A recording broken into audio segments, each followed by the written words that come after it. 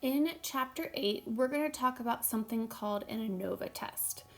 And there are a couple different steps to this. So in Section 1, we're just going to talk about what an ANOVA test is. And it actually stands for One-Way Analysis of Variance. So ANOVA stands for Analysis of Variance. And it ties in when we were comparing means in Chapter 7.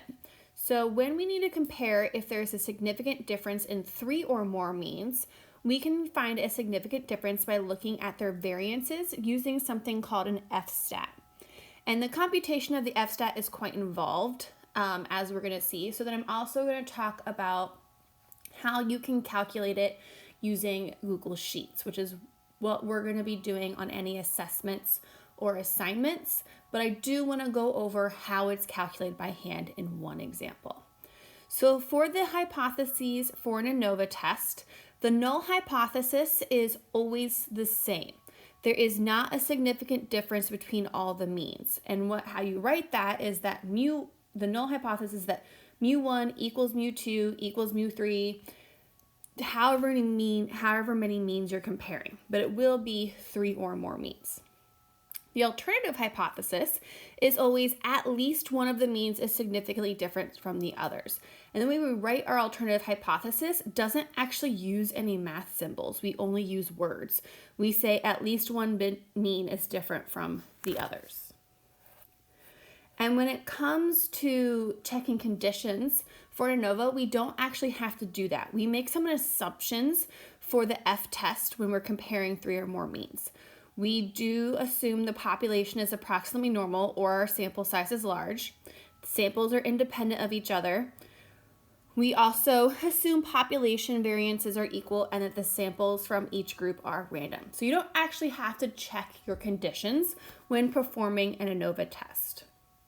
So we're going to do an example where we calculate the F-stat by hand and make a conclusion for an ANOVA test. And then the last example we're going to do is through Google Sheets. So you want to make sure for the last example you watch the other video where I go through the step-by-step process on how to perform an ANOVA test using Google Sheets. So for our first example, we have data from 3 groups of daily time an Alaskan moose spent with its different contra-feeding items. So we have domestic water bottle, box of Lucky Charms, and wrapped in seaweed.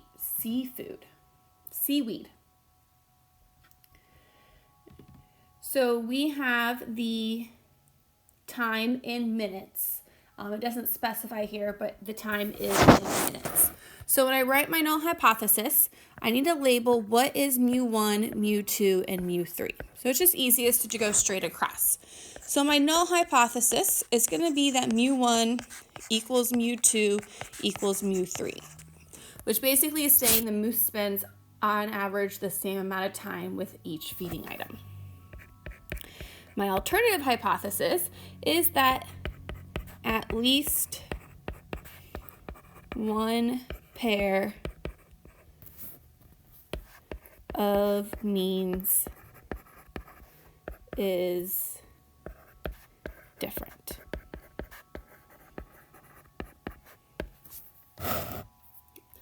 So the first thing I need to do when calculating this by hand is to find my mean and variances of each group. So notice how it does say variance here and not standard deviation. So to kind of refresh our memory, variance is your square of the standard deviation.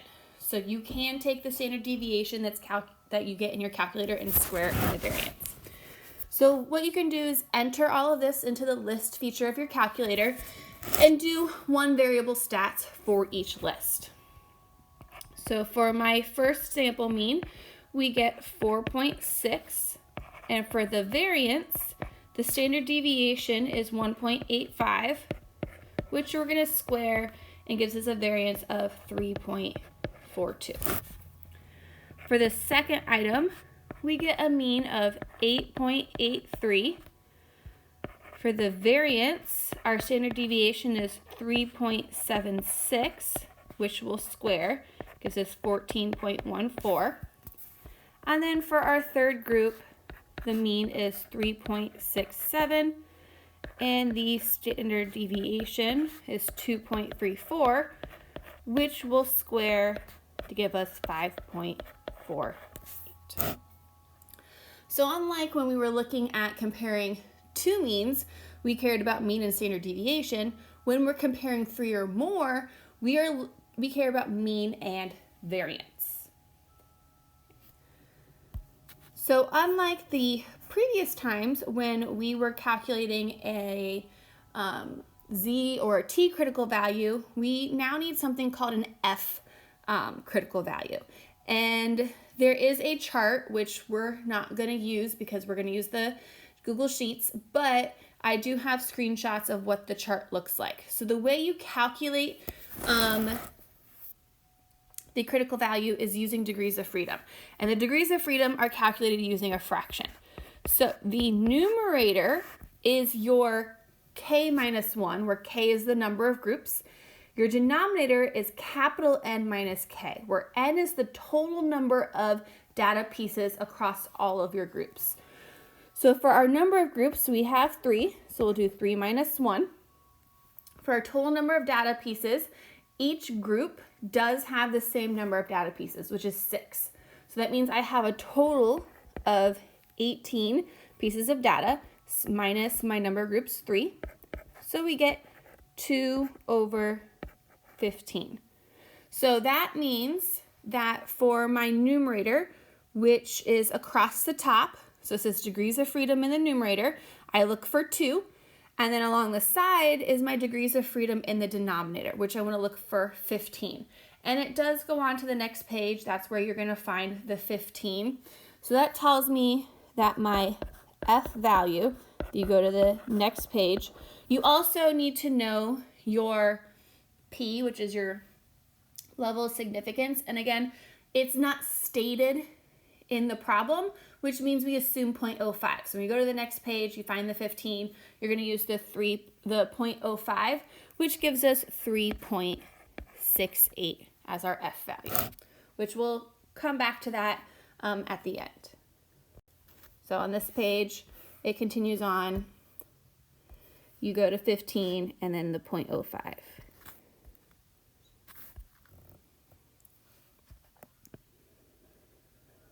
Which gives us 3.68. Now we're going to actually calculate our test statistic, which this is where the process is time consuming because there are a lot of steps in calculating our test statistic. So the first thing we need to do is calculate something called the grand mean. And the grand mean takes into account all of the values in all of the groups. So it's X bar subscript GM. So the numerator is the sum of all of the X values. So every value in your table you're going to add together, and we're going to get 102.6. Divided by capital N, which we just talked about, is the total number of pieces of data, which is 18.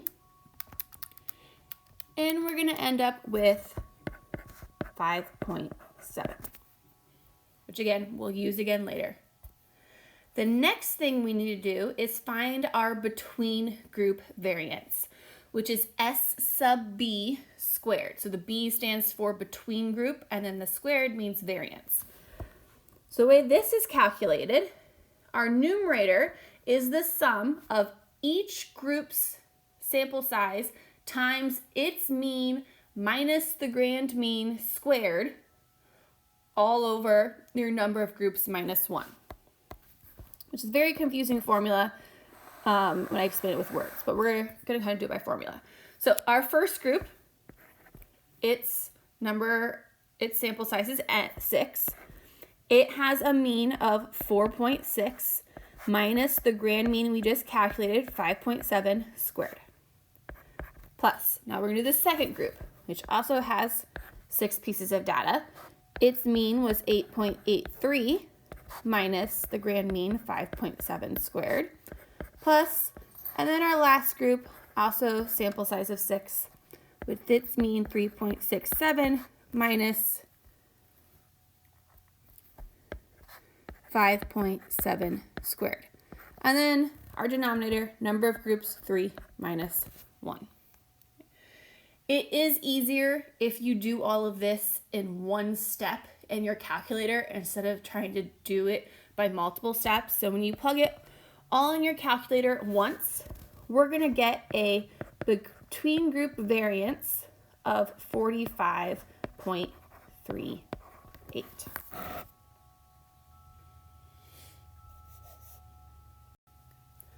The next thing we're going to calculate is our within group variance. So that's S sub W squared. W within the squared means variance. So what you do is you do the sum of each sample size minus 1 times its variance all over your sum of each sample size minus 1. So again, kind of confusing using words. So what that means is my first group, sample size minus 1, 5, times its variance, 3.42, plus my second group, also sample size of 6, which minus 1 gives us 5, and its variance, 14.14. And then the third group, sample size is 6, so 6 minus 1 is 5, and its variance, 5.48. And then for my denominator, each group's sample size minus 1 is 5. And again, doing this in all one step in your calculator is the best option, and it's going to give us a within group variance of 7.68.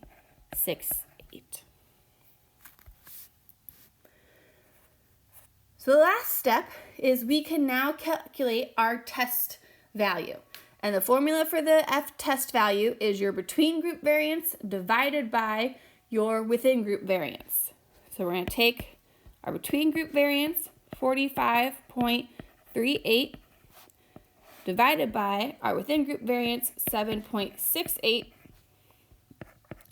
which gives us 5.91.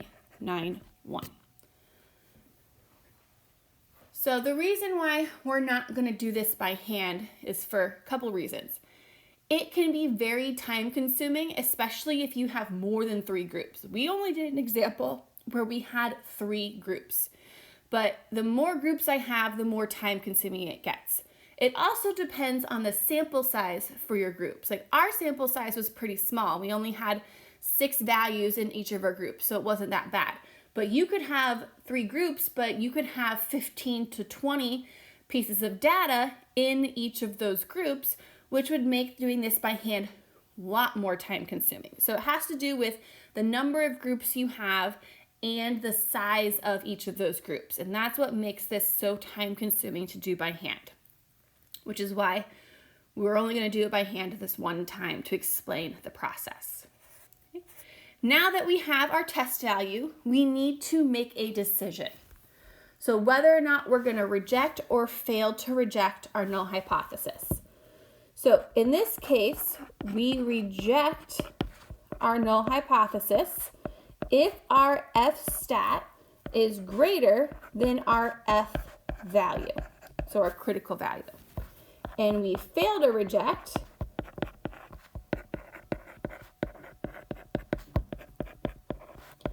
if our F stat is less than our F value.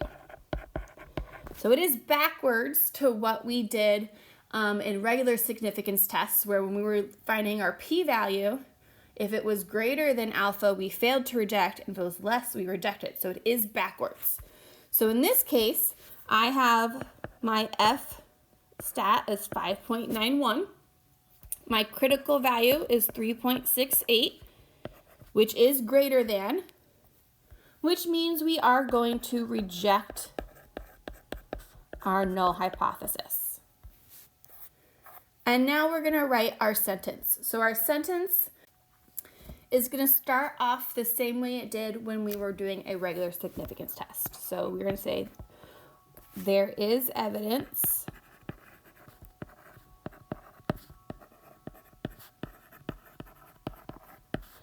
to show, and this is where we're going to kind of get a little bit different. So in this case, for ANOVA tests, it's that at least one pair of, and then it's going to be the rest of your situation in context. So mean contra feeding times is significantly different. And we will talk about in section 2 how to determine which pair or pairs of data is significantly different. But at this point, we're just determining, is there a pair that is significantly different?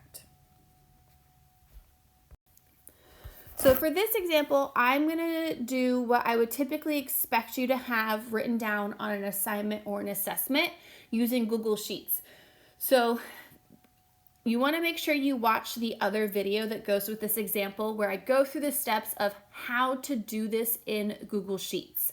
So this video is only going to contain your null and alternative hypothesis, your test statistic, your critical value, and then your conclusion, which is what I would expect on an assignment or an assessment. So in our table, we have the amount spent in dollars on energy in 1 year for a random sample of households from 4 regions of the United States. At alpha equals 0.01, can you reject the claim that the mean amounts spent are equal for all 4 regions? So you need to always label your mu1, mu2, mu3, etc. So mu1 is going to be northeast, mu2 will be midwest, mu3 will be south, and mu4 will be west. So my null hypothesis is going to be that mu1 equals mu2 equals mu3 equals mu4. My alternative hypothesis is going to be at least one pair of means is significantly different. Now I would use Google Sheets to calculate my test statistic and my critical value. So I'm going to get an F test statistic of 1.408 and an F value, so my critical value, is going to be 4.44. So when I compare these, F is going to be less than my F value. So when that happens, we are going to fail to reject the null hypothesis. So what that tells me is there is not enough evidence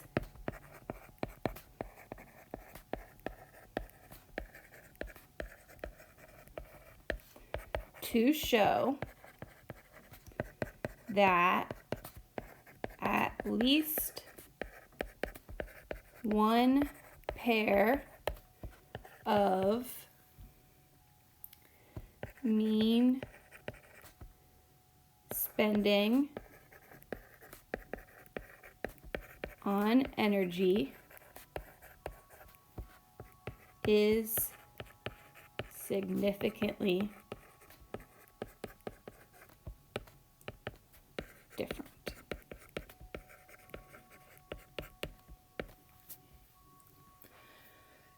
So let me know if you have any questions on how to set up an ANOVA test or how to run one using Google Sheets and identify your test statistic and your critical value.